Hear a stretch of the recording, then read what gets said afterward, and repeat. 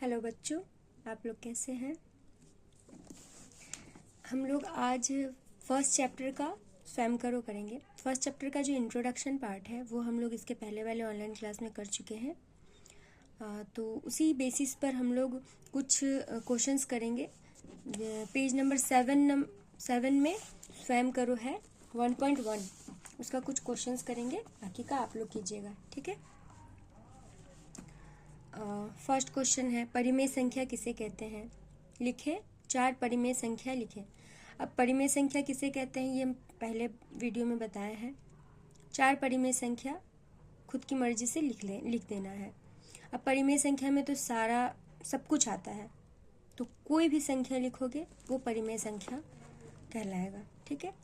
अब 2 नंबर का क्वेश्चन देखो, 0 क्या एक परिमेय संख्या है। 0 को p/q, जहाँ p और q पूर्ण संख्या और q is not is equal to 0 और p व q के मध्य 1 के अलावा कोई धनात्मक साधारण गुणनखंड उभयनिष्ठ नहीं है के रूप में प्रकट करें। मतलब है कि यहाँ पे पूछ रहा है 0 क्या परिमेय संख्या है। अब हम लोग तो जानते हैं कि परिमेय संख्या में सारे नंबर्स आते हैं, सिर्फ अपरिमेय संख्या छोड़कर। तो 0 एक परिमेय संख्या है, उसको कैसे हम लोग प्रदर्शित करेंगे वो है, सबसे पहले हम लोग सीखे हैं ना कि परिमेय संख्या को p/q के टर्म में हम लोग प्रदर्शित करते हैं, जिसमें क्या होता है q is not is equal to 0। तो हम लोग p अगर मान लो 1 है तो q को 1 कर सकते हैं, इज इक्वल टू 1 हुआ। अगर 2 है तो q को 1 कर सकते हैं, इज इक्वल टू 2 हुआ, ठीक है। तो अगर 0 है तो 0 के नीचे यानी p का जो वैल्यू है वो हम लोग 1 लिख सकते हैं, ठीक है। 2 लिख सकते हैं, 3 लिख सकते हैं, कुछ भी लिख सकते हैं, वो इक्वल टू 0 ही आएगा ना। हाँ, तो हम p/q के रूप में हम लोग प्रकट कर पा रहे हैं इसको। इसका मतलब ये 0 जो है वो भी एक परिमेय संख्या ही है, ठीक है, दिख रहा है। अब देखो 3 नंबर में क्या बोला जा रहा है, निम्न परिमेय संख्याओं को संख्या रेखा पर अंकित करें। अब संख्या रेखा क्या है, संख्या रेखा क्या है, जैसे हम लोग इसके पहले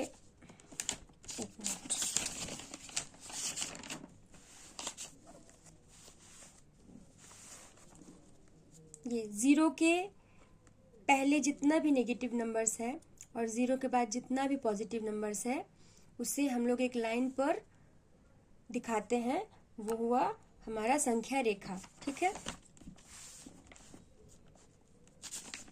थोड़ा पेज चेंज,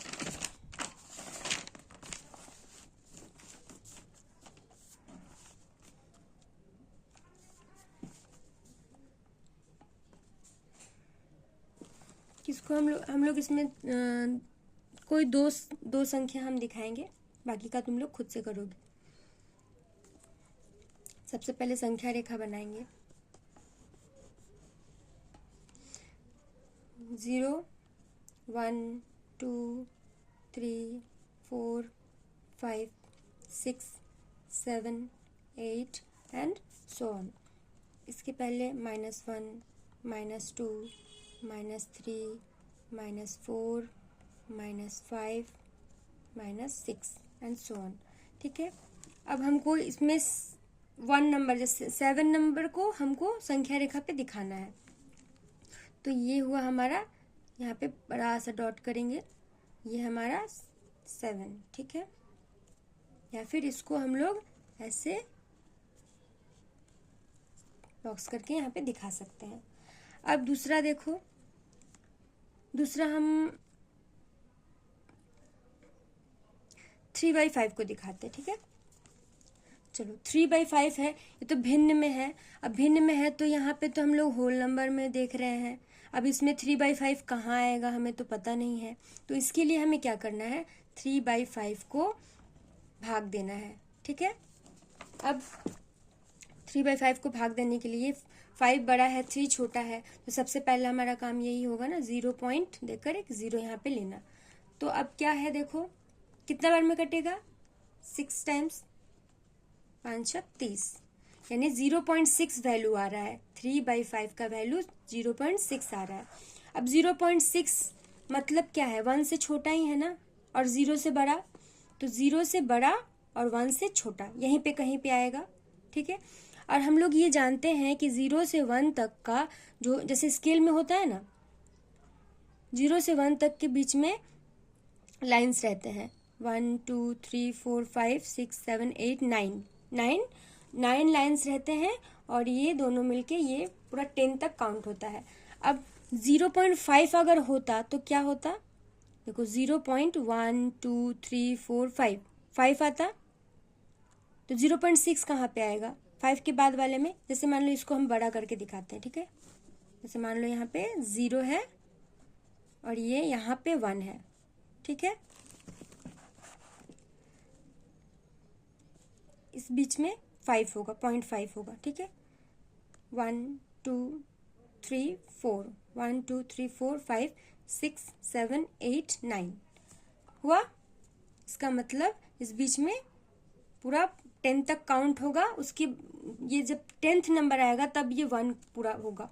अब ये देखो 2 जब होगा तो इसमें बीच में भी 10 होगा। 1 2 3 4 5 6 7 8 9, मतलब ये थोड़ा ज़्यादा, इधर 9 होगा और ये 10। ठीक है, तो ये 0.5 अगर आएगा तो 1 2 3 4 5 यहाँ आएगा, तो 0.6 कितना कहाँ पे आएगा, यहाँ पे।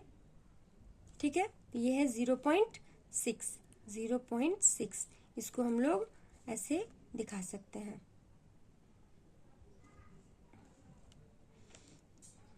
थोड़ा छोटा लिखेंगे,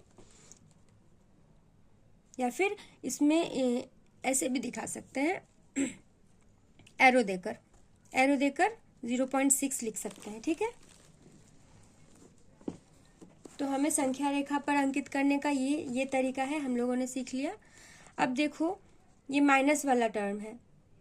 ठीक है, माइनस वाला टर्म में देखते हैं, -13/4 का वैल्यू क्या आता है।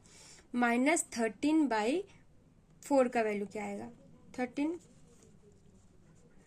4 3 ज़ा 12, 1 बचा, और फिर पॉइंट देंगे, कितना हुआ 2 8, फिर 2 हुआ, फिर पॉइंट देंगे 5, यानी 3.25। ठीक है, 3.25 आ रहा है, -3.25।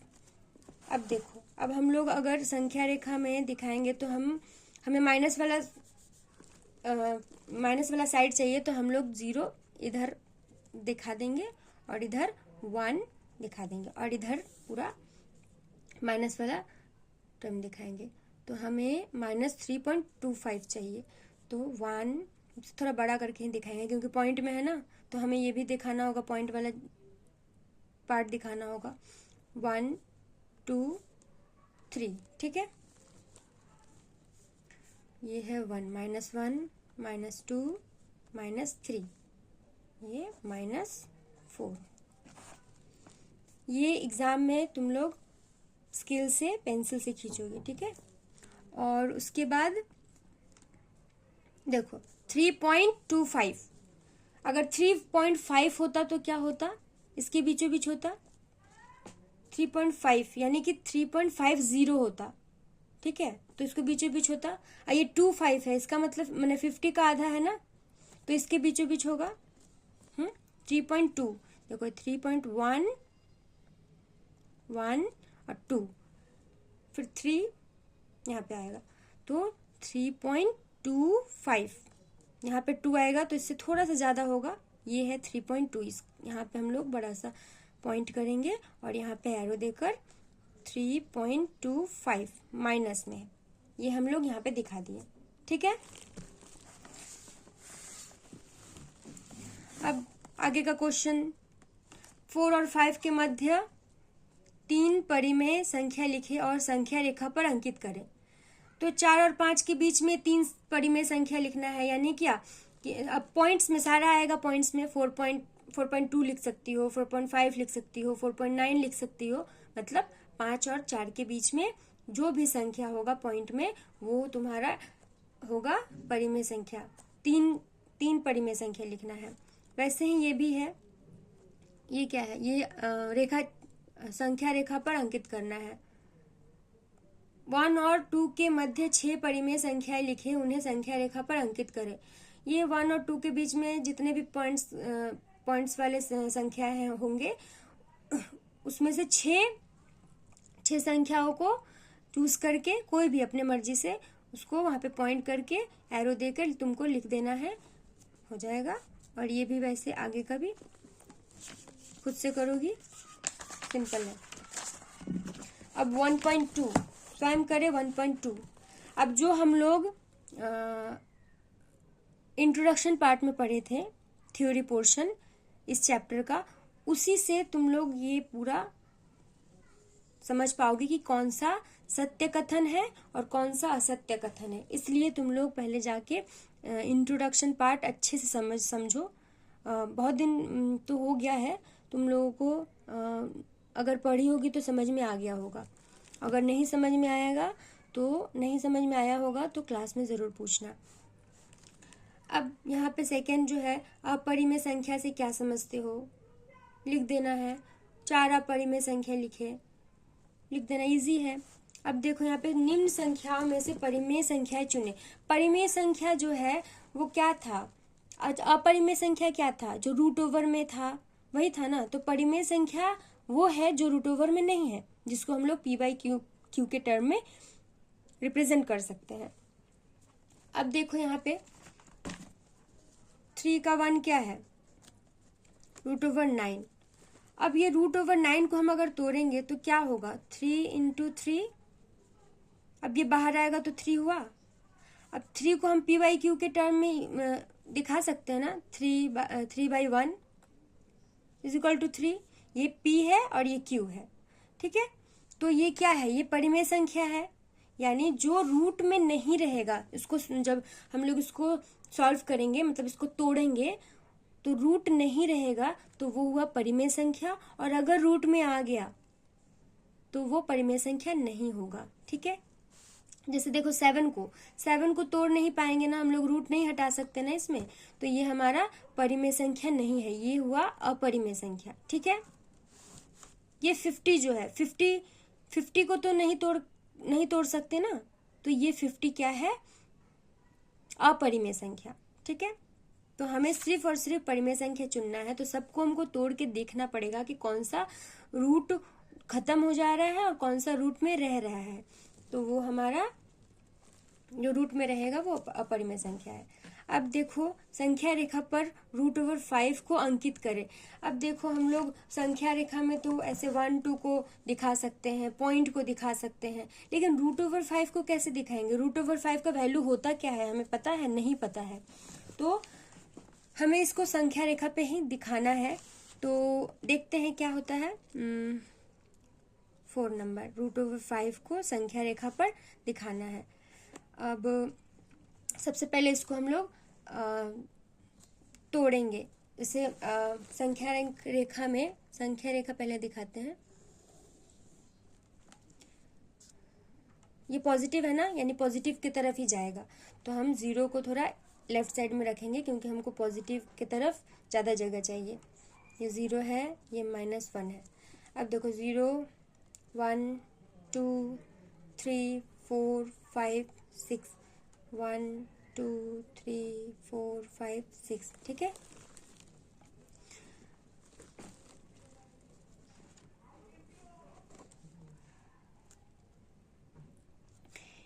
इसको सबसे पहले हम लोग √5 को हम लोग 2 पार्ट में तोड़ेंगे। √5 को हम लोग कैसे तोड़ सकते हैं, देखो 2 का होल स्क्वायर प्लस 1 का स्क्वायर, मतलब हमको चाहिए पाइथागोरस थ्योरम जो हम लोग पढ़े थे, समकोण त्रिभुज का जो कर्ण निकालने वाला जो फॉर्मूला था, वो फॉर्मूला हम यहाँ पे अप्लाई करने की कोशिश करेंगे। तो ये मान लो ये एक कर्ण है, ठीक है, ये विकर्ण है या कर्ण है, उसका हम लोग बाकी जो दोनों साइड होता है उसमें हम लोग तोड़ेंगे। एक क्या होता है, बेस होता है, और एक परपेंडिकुलर होता है, ठीक है। तो ये ऐसे तोड़ सकते हैं ना, ये 4 हुआ प्लस 1 हुआ, तो ये √5 हो गया, 4 + 1 √5 हो गया ना। तो देखो, हम लोग एक बेस लेंगे, ये है मान लो एक बेस, तो ये 2, एक पार्ट जो है वो 2 है, तो हम लोग मान लेते हैं ये 2 है, इसमें ये O और ये A, ठीक है। अब ये बेस हुआ, अब परपेंडिकुलर जो है वो 1 है, तो एक यूनिट ऊपर जाएंगे हम लोग, एक यूनिट ऊपर जाएंगे, ये है एक पॉइंट, तो ये हुआ परपेंडिकुलर, ये मान लो B है, ठीक है। तो ये बेस है और ये परपेंडिकुलर है, तो हमारा कर्ण या विकर्ण जो भी है वो ये है, होगा √5, है ना। अब देखो, संख्या रेखा में ये कितना, 2 यूनिट है, ये 1 यूनिट है। अब हम अगर किसी कंपास का नीडल यहाँ रखेंगे और पेंसिल को यहाँ रखेंगे, तो ये इसका डिस्टेंस पता चल जाएगा। ये 2 डिस्टेंस है, 2 यूनिट डिस्टेंस है, और ये √5 यूनिट डिस्टेंस है ना।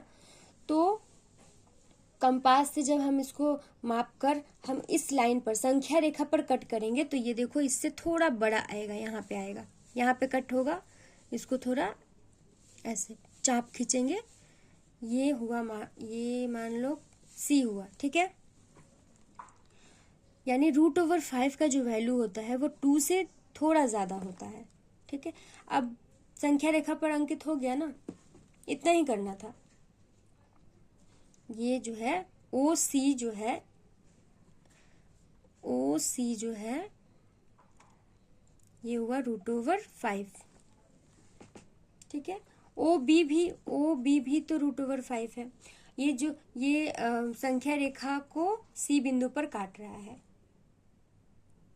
समझ में आई है कैसे हम लोग अपरिमेय संख्या को संख्या रेखा पर दिखाएंगे? बाकी का तुम लोग खुद करोगी,